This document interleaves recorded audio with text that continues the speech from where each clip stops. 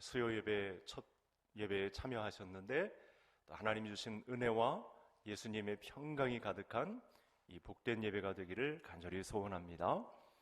우리가 누구든지 예수 그리스도를 믿으면 구원을 받습니다. 자, 그런데 이 말씀은 간단한 말씀이 아닙니다. 누구든지 예수 그리스도를 믿으면 구원을 받는다.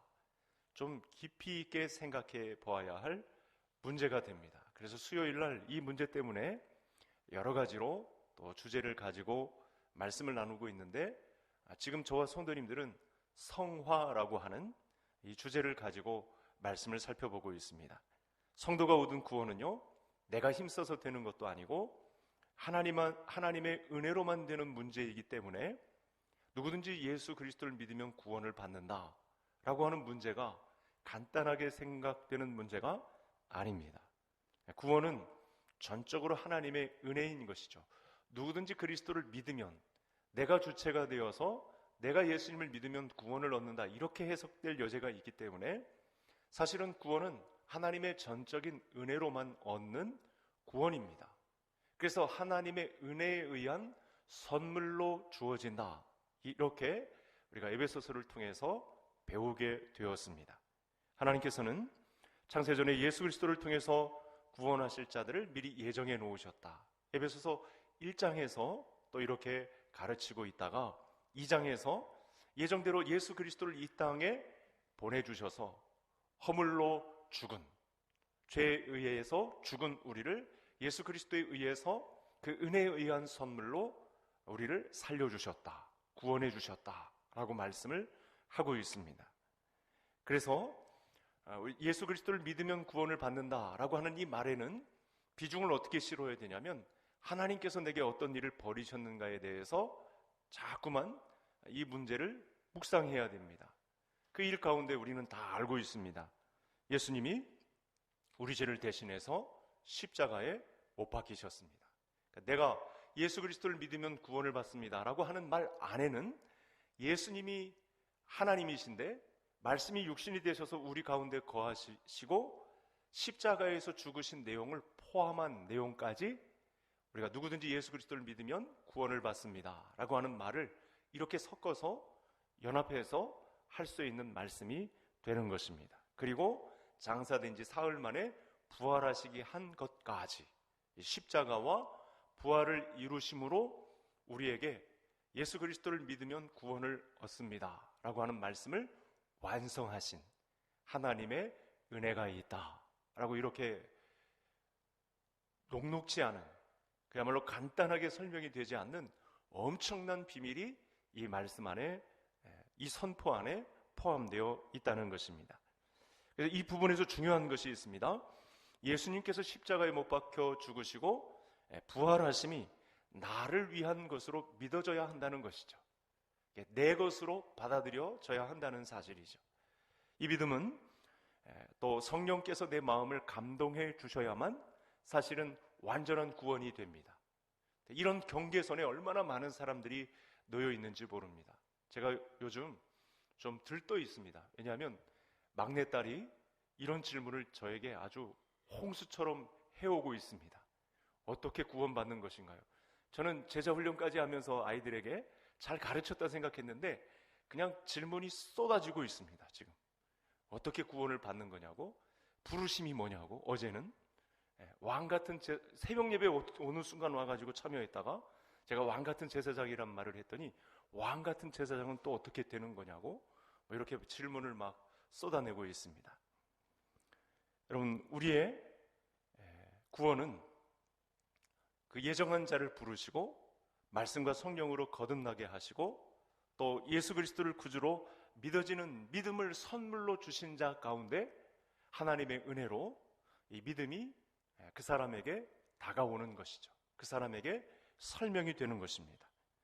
그리고 그 믿음을 보시고 의롭다고 하시고 또 하나님의 양자로 삼아주시는 이런 엄청난 비밀들이 하나님의 말씀을 통해서 설득되어지는 것이죠.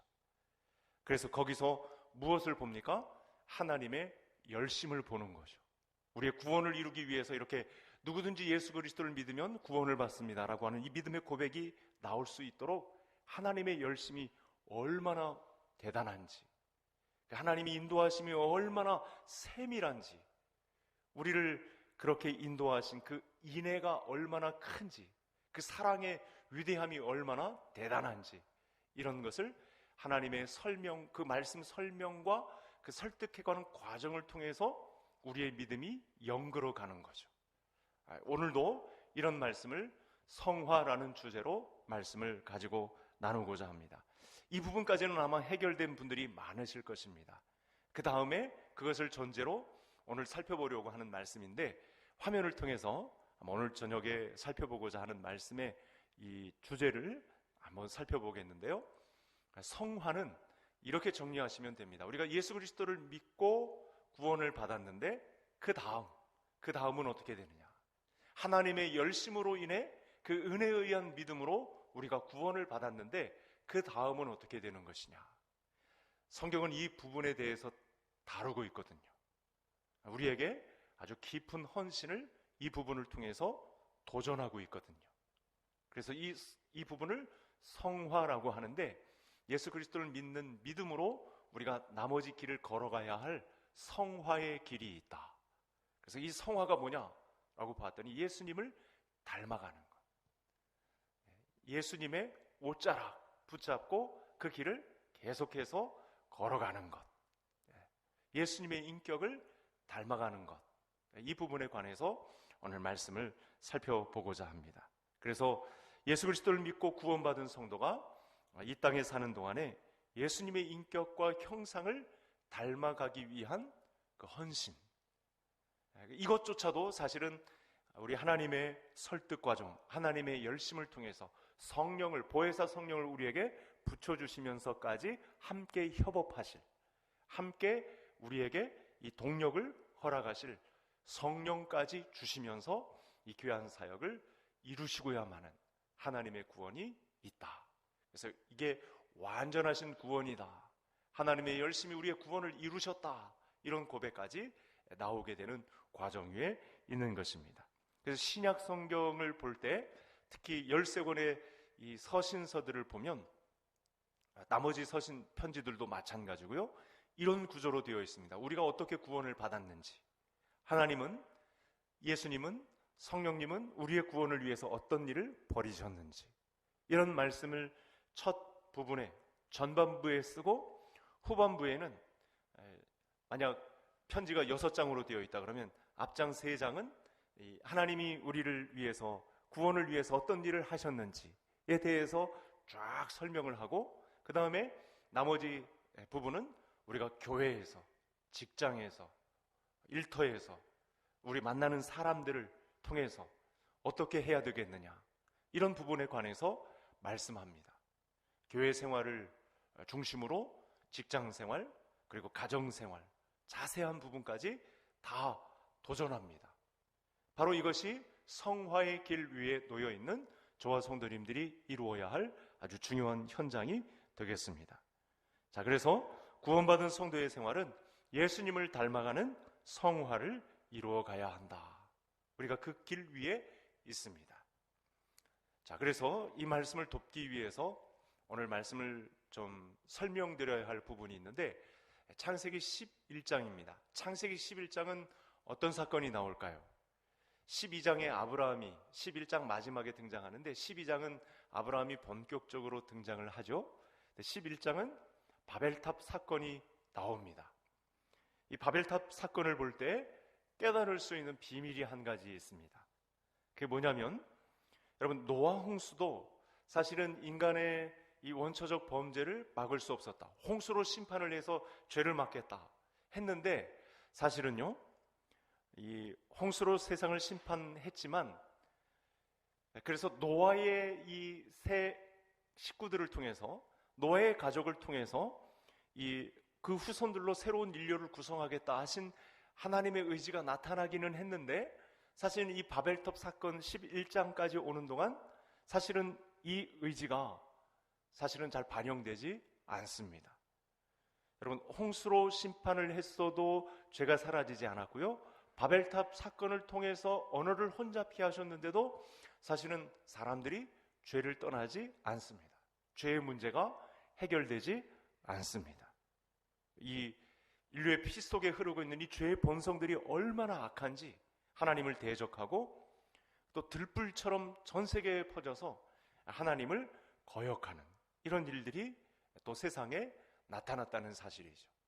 그러니까 하나님께서 심판으로, 홍수 심판으로, 언어를 혼잡케 하는 징벌로 뭔가 이렇게 그 죄를 없애고자 하는 그런 수고가 있었는데, 사실은 이 죄의 본성이, 사람들 안에 있는 이 죄의 본성이 얼마나 악한지 이런 심판으로는 사실은 죄의 본성을 통제하지 못하는 그런 과정 위에 있었습니다. 그런데 여러분, 바벨탑에 행하신 일을 한번 더 보시기 바랍니다. 우리 성경을 통해서 한번 만나보겠습니다.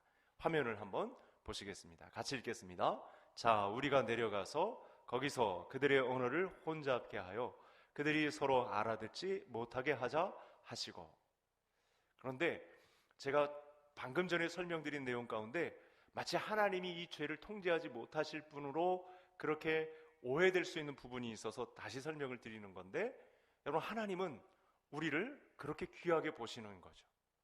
이렇게 언어를 혼잡케 하면, 또 홍수 심판을 보내서 경고를 하면 사람들이 들을 줄 알았는데, 그렇게까지 인격적으로 다가갔는데 사실은 그 죄의 본성의 그 악함이 자기들에게 돌아온 결과는 사람들이 죄를 범했기 때문입니다.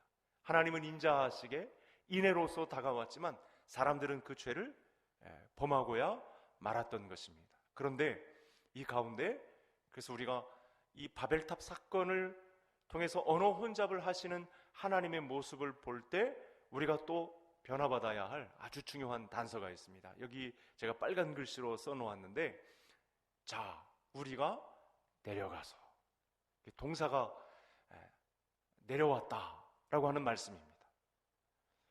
우리는 하나님이 이 땅에 내려왔다 그러면 요한복음 1장에 말씀이 육신이 되어 성육신하신 사건을, 예수 그리스도의 탄생을만을 보고 있는데, 사실은 구약에서도 하나님께서 우리의 죄를 없이 하시려고, 우리의 죄를 도말하시려고, 자, 우리가 내려가서 이렇게 언어를 혼잡케 하는 과정 중에, 그것도 단수가 아닌 우리라고 하는 이 3인칭 복수를 써가시면서까지 삼위 하나님이, 성부, 성자, 성령 하나님이 이렇게 내려와서 이렇게까지 죄를 없이 하시려는 수고가, 그 설득하시려는 과정이 이렇게까지 나타났다는 사실을 말씀을 통해서 만날 수 있습니다. 심판을 위해서 친히, 그 죄악이 있으면 안 되니까 온전한 구원을 이루기 위해서, 심판하시기 위해, 언어를 혼잡케 하여 징벌을 내리시기 위해서 이렇게 친히 내려오셨다는 사실입니다. 또 중요한 단서입니다. 여러분, 이렇게 언어를 혼잡케 하신 이 징벌조차도 사실은 죄의 권위를 끊을 수 없었는데, 그게 하나님이 무능해서가 아니고 우리를 어떻게 하면 이 죄를, 이 징벌하심으로, 이 언어를 혼잡케 하심으로 하나님 품으로 돌아오기를 원하셨지만 사람들은 여전히 죄 가운데 계속 있었습니다. 언어를 혼잡케 해서도 자기들끼리 또 죄 짓는 현장에 또 있었다는 사실입니다. 그래서 11장 말미에서부터 등장하는 아브라함의 가정, 이것을 주목하게 하는데요, 여러분, 심판이 죄를 없애지는 못했습니다. 흩어진 사람들은 또다시 죄 짓기에 바빴습니다. 그래서 창세기 12장이 굉장히 중요한데요, 하나님이 심판을 통하여 죄를 막는 능력을 알게 하셨지만 사실은 잠정적인 중단입니다. 계속해서 사람들은 여의땅하고 죄를 짓기에 발빠른 그런 발을 가지고 준비태세를 갖추고 있었습니다. 드디어 아브라함의 가정에 하나님께서 찾아오십니다. 바벨탑에 대항해서 아브라함을 하나님께서 부르십니다. 여러분, 아브라함을 부르신 하나님은 어떤 하나님이실까요?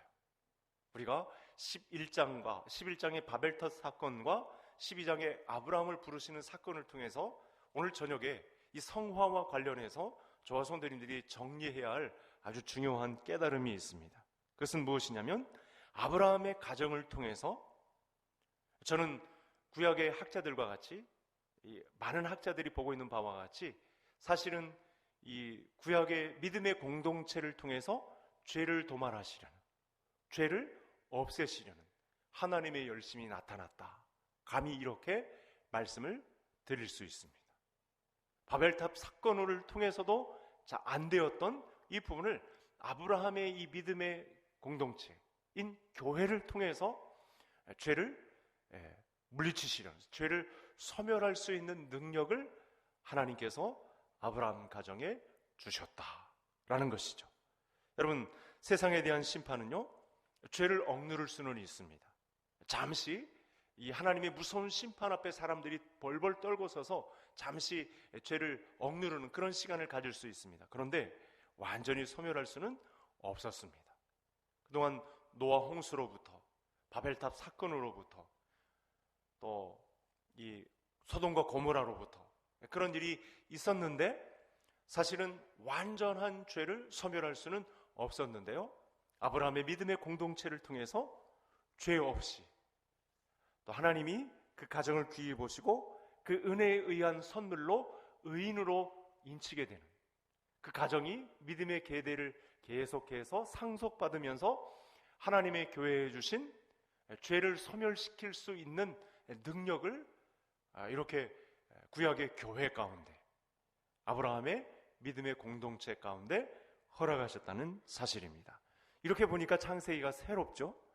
사실은 성경의 모든 내용들이 이와 같은 하나님의 열심, 우리에게 죄를 없이 하시고 죄를 소멸하시고 믿음의 공동체인 교회를 주셨다는 사실을 우리에게 안심시키기 위해서, 이 뜻을 설명하기 위해서 이러한 사건들 앞에 서 계신 하나님이신 것을 우리가 말씀을 통해서 만날 수 있습니다. 그러므로 하나님은 여러분 유일하게 죄악을 소멸할 수 있는 공동체를, 교회를 유일하게 교회로 우리를 부르셨습니다. 그러고 보면 교회에 대한 입장을 저와 성도님들이 분명하게 해야 됩니다.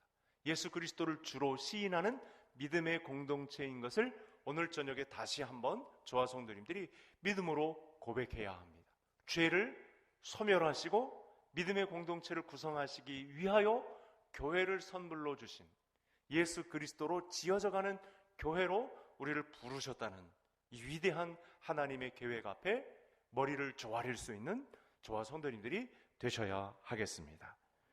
교회야말로 여러분 죄를 소멸하지 못하는 바벨탑에 대한 하나님의 대안, 또 홍수 심판으로도 멸하지 못했던 죄의 소멸을 하나님이 세우신 이 믿음의 공동체를 통해서 죄를 없애며 죄를 소멸하며 죄 앞에 당당하게 서서 대적할 수 있는 놀라운 믿음의 공동체를 허락하셨다는 것. 우리가 내려가서 이렇게 말씀하시자. 이런 일들이 구약에는 교회가 세워지지 않은 것 같은데 사실은 이런 믿음의 공동체를 세우기 위한 하나님의 열심이 여러 군데에서 나타났다는 사실을 알 수 있습니다. 그래서 교회 안에는요, 오늘날 우리가 참 이 신약의 교회를 소개받은 것이 얼마나 감사한지 성례전이 있습니다. 일단은 세례와 성찬을 통해서 저와 성도님들이 이 죄를 소멸하는 놀라운 능력을 세례와 성찬의 시간을 통해서 그 능력을 공급받습니다. 그래서 우리는 성만찬을 굉장히 소중하게 여기고 한 사람이 예수 그리스도를 믿고 세례받는 그 세례식의 현장을 우리가 굉장히 소중하게 여깁니다. 그런 성례전이 있는 교회는 하나님의 능력으로 말미암아 죄를 소멸할 수 있는 능력을 가지고 세상을 대항할 수 있는, 예수 그리스도로 지어져가는, 예수 그리스도로 세움을 힘입을 수 있는 그런 능력의 교회가 되는 것이죠. 또한 교회 안에는 말씀이 있습니다. 오늘도 아마 유혹을 많이 받고 또 하나님의 말씀과 상관없이 내 뜻대로 살았던 그런 흔적들이 있었을 때 하나님의 말씀이 오늘 새벽에 주신 민수기 3장의 내용을 통해서 아마 도전이 되었던 분들이 있을 것입니다. 경각심을 가지고 죄의 발을 담갔다가도 죄를 소멸할 수 있는 능력을 가지고 다시 말씀 앞에 섰던 그런 경험이 있는 그런 하루를 보내시다가 오늘 예배의 자리에 참여하신 분이 있을 것입니다. 이렇게 교회 안에는 하나님이 구성하신 공동체 안에 성례전이 있고 세례와 성찬이 있고 하나님의 말씀과 기도가 있어서 죄를 소멸할 수 있는 믿음의 공동체를 우리에게 선물로 주셨다는 것, 믿음에 감사할 수 있는 저와 성도님들이 될 수 있기를 바랍니다. 그러니까 이 믿음이 하나님께로부터 와서 이제는 성화의 길을 걷는 우리도 책임을 가지고 이 믿음을 우리에게 보이신 하나님 앞에 우리도 어떤 신뢰를 가지고 가야 되느냐, 이 문제가 바로 성화의 문제이고, 성화 속에서 지금 죄사함이라고 하는 아주 엄청난 비밀을 저와 성도님들이 지금 다루고 있습니다. 성령은 우리를 해치지 못합니다. 왜냐하면 죄의 용서가 교회 안에 예수 그리스도에 의해서 자리 잡은 의인들로 구성되었다, 예수 그리스도를 머리로 세운 교회이기 때문에, 그 구성원들로 예수 그리스도를 주로 시인한 고백이기 때문에 사실은 죄가 있더라도 성령은 우리를 해치지 못합니다. 예수님께서 보내고 가신 성령도 우리를 어쩌지 못합니다. 그분은 우리가 죄에 빠졌더라도 다시 이 예수 그리스도의 의로 무장된 사람임을 자각하고 다시 능력의 예수님의 사람, 제자의 삶을 나타낼 수 있도록 돕는 보혜사로 서 계실 뿐이지, 하나님이 성령 하나님이시라고 해서 우리가 죄가 있다고 막 거기서 심판을 하시거나 막 우리를 어떻게 하신다거나 이렇게 소멸하는 그런 분으로 오시지 못합니다. 여러분, 반대로 교회 밖에는요, 죄사함도 없고 이런 거룩함을 불러일으키는 현장도 없습니다. 복음으로 인한 죄사함 없이 자신의 행위를 통해서 사실은 거룩함을 받으려고 하는 것, 여러분, 이런 시도들이 얼마나 많습니까? 자기 의로, 자기 스스로의 노력으로, 자기 자랑으로, 자기 스스로를 의인으로 세우려고 하는 시도들이 세상에 얼마나 많습니까? 심지어 교회 안에도 그런 공로 사상으로 무장된, 그래서 그런 사람들이 열심을 내가지고 교회에 무리를 일으키는 그런 일들이 얼마나 많이 있어 왔습니까? 교회에.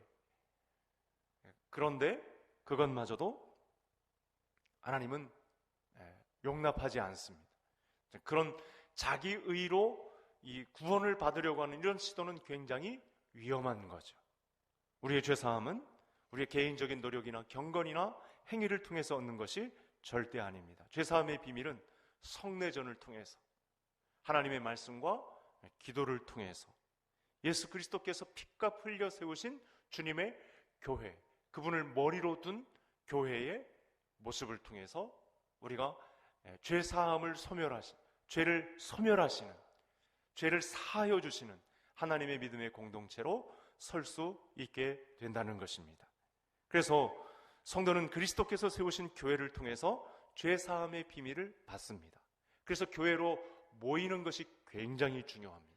왜냐하면 이곳에서 죄사함의 비밀을 받게 되는 현장이 이루어지기 때문에, 죄사함을 받는 현장이 날마다 이렇게 이슬에 옷 젖듯이 그런 과정을 반복하게 되다 보면 어느 순간 내가 기름등불 들고 서서 신랑오 신라를 맞이한 지혜로운 다섯 처녀처럼 그렇게 정결하게 서 있는 신부의 모습으로 서 있는 그림을 우리가 능히 그려볼 수 있다는 사실입니다. 그러므로 여러분, 우리는 이런 선조들의 진술을 통해서, 우리 그동안 믿음의 조상들이 가졌던 이 성화의 이 교리를 통해서, 그들의 믿음을 통해서 죄사함이 교회와 얼마나 이 밀접한 관련을, 아주 중요한 사안을 우리에게 던져주는지 우리가 오늘 또 말씀을 통해서 도전을 받아야겠습니다. 신자는 교회를 통해서 영적 양분을 받습니다. 그래서 교회를 가까이 하는 것이 굉장히 중요합니다. 이 성례전이 있는, 하나님의 말씀 중심으로 또 기도하고 있는, 그래서 죄사함의 놀라운 비밀을 가지고 이 세상을 상대할 수 있는 대장 되신 그리스도가 머리로 계신 이 교회를 가까이 하는 것, 교회로 회집되는 것, 교회로 모이는 것, 이것이 저와 성도님들에게 큰 능력이 될 줄 믿으시는 우리 또 2023년이 되시기를 주의 이름으로 축복합니다. 자, 지금 우리가 죄사함에 대해서 믿어야 할 것, 이 성화의 과정 중에 죄를 소멸하시는, 죄를 없이 하시는 하나님의 열심히 우리에게 지금 향하고 이 교회를 통해서 이 일을 행사하신다는 사실을 말씀을 통해서 살펴보고 있는데, 이 문제를 오늘 자세하게, 그러면 이 죄사함에 대해서 우리가 믿어야 할 것, 하나님이 어떤 열심을 가지고 우리에게 성화의 과정을, 예수님을 닮게 하는 과정 속에 우리를 집어넣으셨는가, 어떻게 우리를 설명하시고 그 말씀을 설명하시고 우리를 어떻게 설득해 가는 과정 중에 주님의 교회에 들어가게 하셨는가, 이 문제를 자세하게 말씀을 통해서 풀이해 보도록 하겠습니다. 첫 번째 문제, 우리 화면을 통해서 만나보겠습니다. 같이 우리 로마서 3장 23절 같이 읽겠습니다. 모든 사람이 죄를 범하였음에 하나님의 영광에 이르지 못하더니 그리스도 예수 안에 있는 성령으로 말미암아 하나님의 은혜로 값없이 의롭다 하심을 얻은 자 되었느니라. 아멘. 여러분, 우리가 죄사함에 관해서 분명하고 확실하게 믿어야 하는 것이 있습니다. 하나님께서 우리 죄를 더 이상 기억하지 않는다는 거예요. 오늘 히브리서 8장 12절에 이 마무리를 하고 있는데, 이 말씀 때문에 그렇습니다. 로마서 3장 이 말씀 때문에 하나님은 우리의 죄를 기억하지 않으신대요. 우리가 죄사함을 받는 이 비밀에 대해서 믿어야 할 것이 있습니다. 하나님은 이렇게 우리를 지금으로 열심으로 우리를 설득해 오셨는데, 지금 이 순간 저와 성도님들이 믿음의 진보를 나타내고 있는 과정 중에 저와 성도님들이 고백해야 될 내용이 있습니다. 하나님께서 우리 죄를 더 이상 기억하지 않으신다는 것에 대해서 아주 확실하게, 아주 견고한 토대 위에 저와 성도님들이 서 있어야 합니다. 왜냐하면 이 문제가 정립이 되지 않으면요, 많은 사람들이 다 과거 죄에 매몰되어 있어요. 그래서 한 발자국도 전진하지 못합니다. 이 과거 죄 때문에 얼마나 많은 가정의 문제들이 일파만파, 막 이 정리되지 않은 이 문제 때문에, 죄의 문제 때문에 얼마나 많은 가정들이 아파하고 불안해하고 두려움에 떠는지 모른다는 사실입니다. 그래서요, 주님이 가까우실 이 마지막 날에 가정마다 이 정신적인 문제가, 그래서요, 요즘 정신과가 과거에 비해서요, 이 굉장히 활발하게 그렇게 진료가 되고 있습니다. 사실은 이 영적인 문제라서 그렇습니다. 이 첫 번째 문제, 우리의 죄에 대해서 전혀 기억하지 않는다고 하나님께서 못 박아서 우리에게 알려주셨는데, 이 믿음의 공동체, 아브라함의 가정을 믿음의 공동체로 구성하시고 죄를 소멸하시는 그 의지를 창세기 12장에서부터 이렇게 보이신 이 심판을 통해서도 잘 되지 않는 이 문제를 교회 공동체를 통해서 이루신 하나님이 이렇게 공포하셨음에도 불구하고, 공표하셨음에도 불구하고 사람들이 이 믿음을 갖지 못하는 이 문제 때문에 얼마나 많은 가정들이 두려워하고 불안해하고 초조해하고 있는지 모른다는 사실입니다. 죄에 대해서 진노하셔야 할 하나님이 우리 죄를 기억하지 않는다. 이유가 있습니다. 예수 그리스도께서 우리 죄를 도말하시고 하나님께서 받으실 의를 충족시키셨기 때문에, 우리에게는 없는 의, 하나님이 만족할 만한 의가 우리에게 없음을 아시고 예수 그리스도께서 대신 없는 죄 가운데 있었던, 죄로 죽었던 우리를 대신해서 그 의를 충족시키신 사건, 바로 이 로마서 3장의 이 놀라운 속량의 값으로 말미암아 우리를 의로운 자리에 놓으셨기 때문에 우리 죄를 기억하지 않는다. 이 믿음을 받을 수 있는 성도님들 되시기 바랍니다. 엄청나죠? 교회 안에는 이 비밀이 적용됩니다. 교회 안에는 그리스도께서 속량을 치르신 이 값으로 말미암아 죄로 죽었던 우리를 대신해서 하나님의 의를 만족시키실 예수 그리스도의 피의 옷이 우리에게 덧입혀짐으로 말미암아 하나님이 의인으로 칭하시는 과정이 있었다. 바로 이것입니다. 그래서 하나님은 이 사건을 보시고 사실은 우리의 죄를 기억하지 않는 분으로 역사하십니다.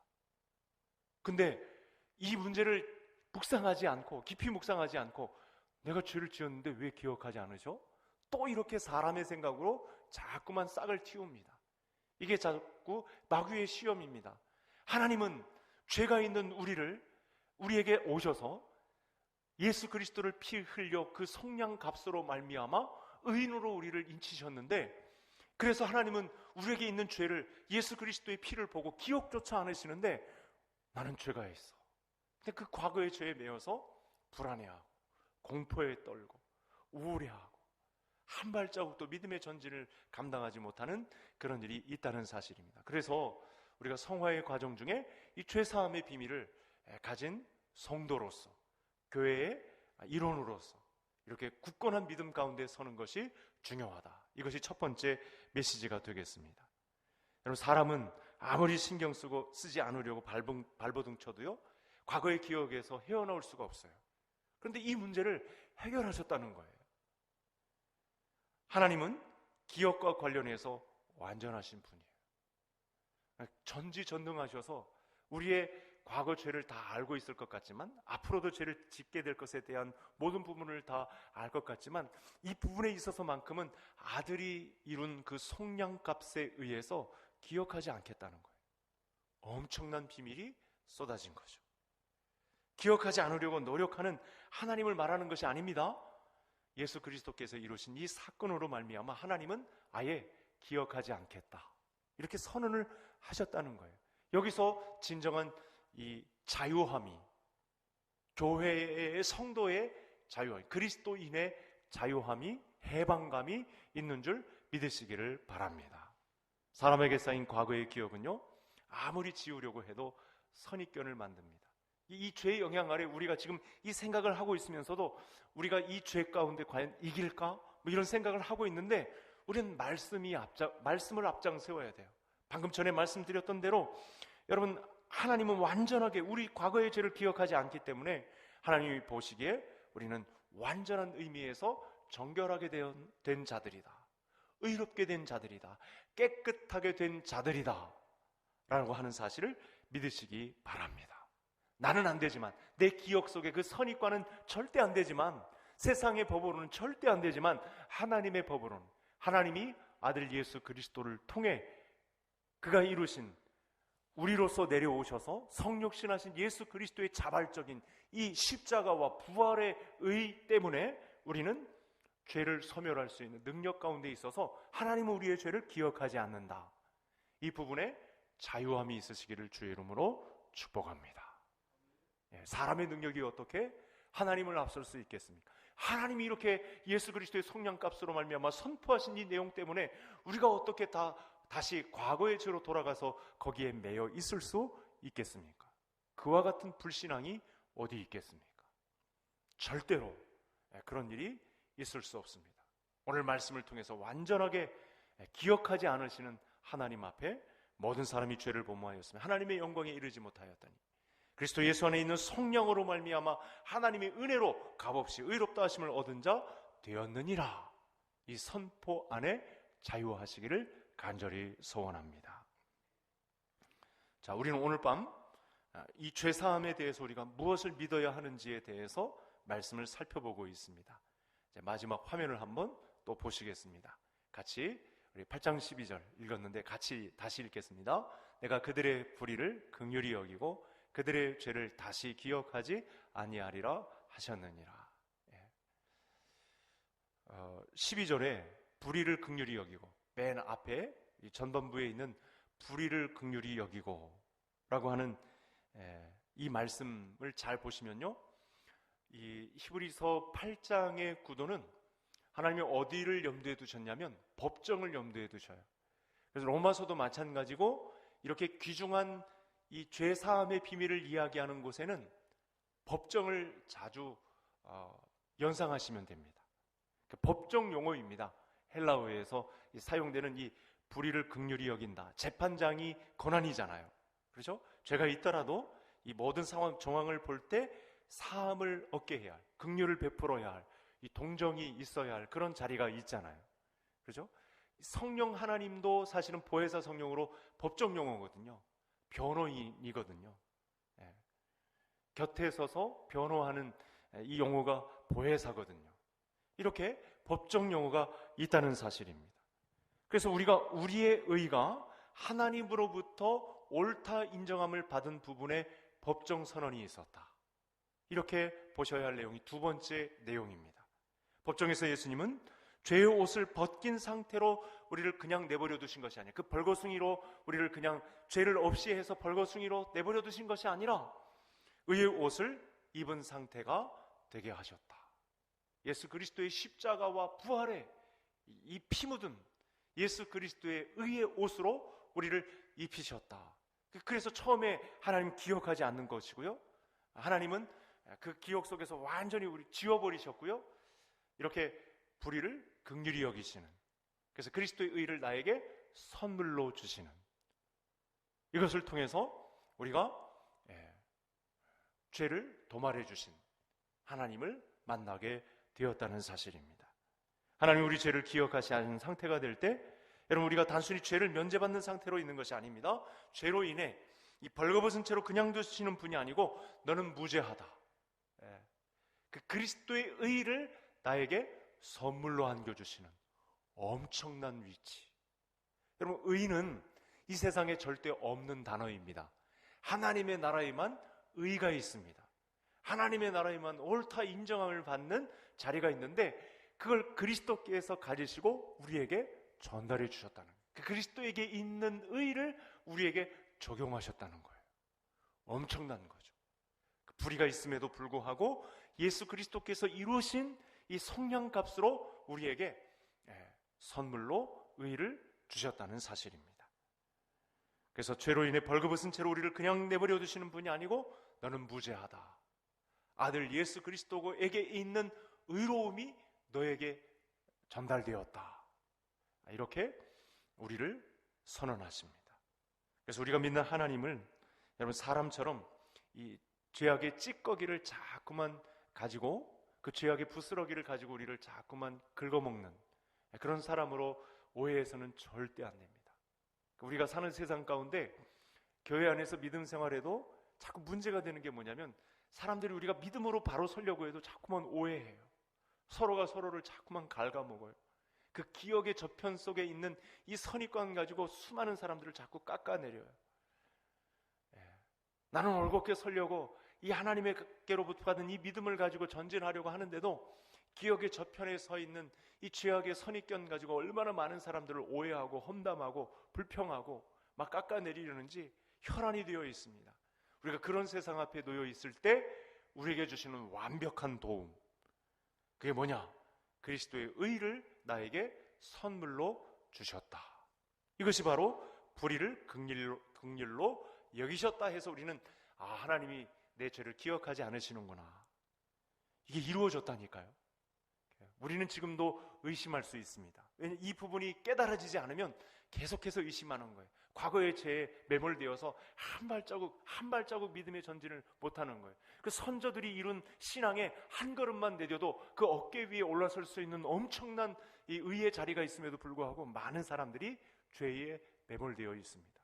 여러분 오늘 수요일 저녁에 수요 예배 첫 예배에 주신 이 놀라운 복음의 비밀이 이 두 가지, 불법의 사하심을 받고 이 불의에서 긍휼히 여기신, 그래서 그리스도의 의를 나에게 선물로 주신 하나님을 기억하고 자유함을 얻을 수 있는 성도님들이 되시기 바랍니다. 이렇게 여호와의 교훈을 받아야 우리 가운데 평안이 있지 않겠어요? 여러분 이사야서 54장 13절이죠. 너희 모든 자녀들은 여호와의 교훈을 받을 것이니 하나님의 평안이 그들에게 있을 것이라. 이렇게 말씀하셨거든요. 오늘도 우리에게 주시는 믿음입니다.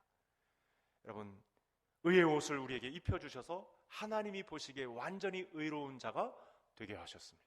하나님의 열심히 일을 이루셨습니다.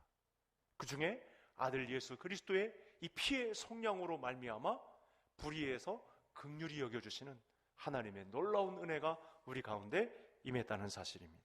따라서 우리는 하나님을 아버지라고 부르면서 여러분 또다시 죄악으로 뒤틀려 있으면 안 됩니다. 그 죄가 우리를 발목을 잡는 현장에서 빨리 도망치셔야 됩니다. 피하셔야 됩니다.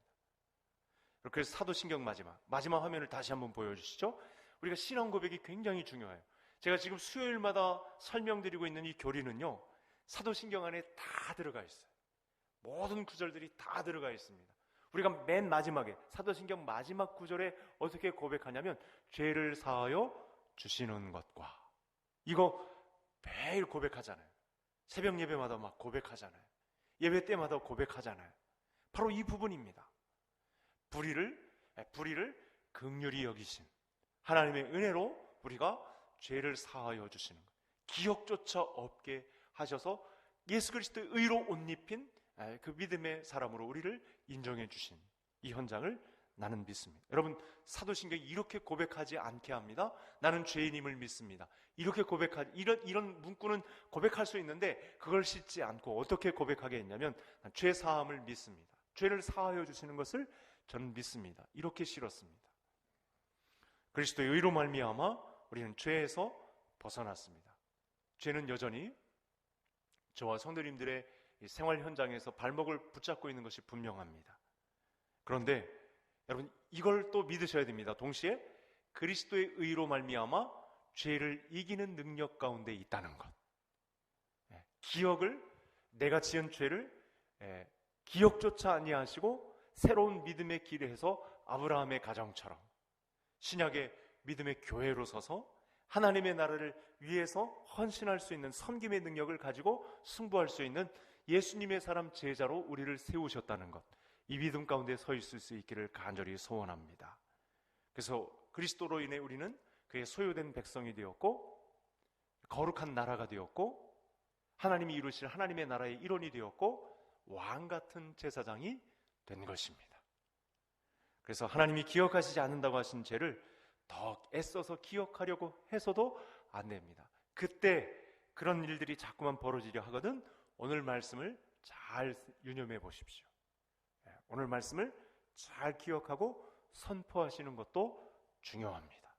하나님이 독생자를 주셔서 우리의 죄를 가져가셨다는 사실, 여전히 죄 가운데 있지만 예수 그리스도의 십자가와 그 부활의 의로 옷 입혀 주셔서 하나님의 기억 속에 죄는 없는 그런 믿음의 사람으로, 예수님의 사람 제자로 불의를 긍휼히 여기시고 그리스도의 의를 나에게 선물로 주신 이 놀라운 능력을 가지고 마지막 남은 해를 예수님의 사람으로 승부해가는 역사가 있기를, 나는 죽고 예수 그리스도의 말씀으로 이어져가는 묵은 땅이 기경되는 그런 은혜의 해를 살아가시는 성도님들 되시기를 주의 이름으로 축복합니다.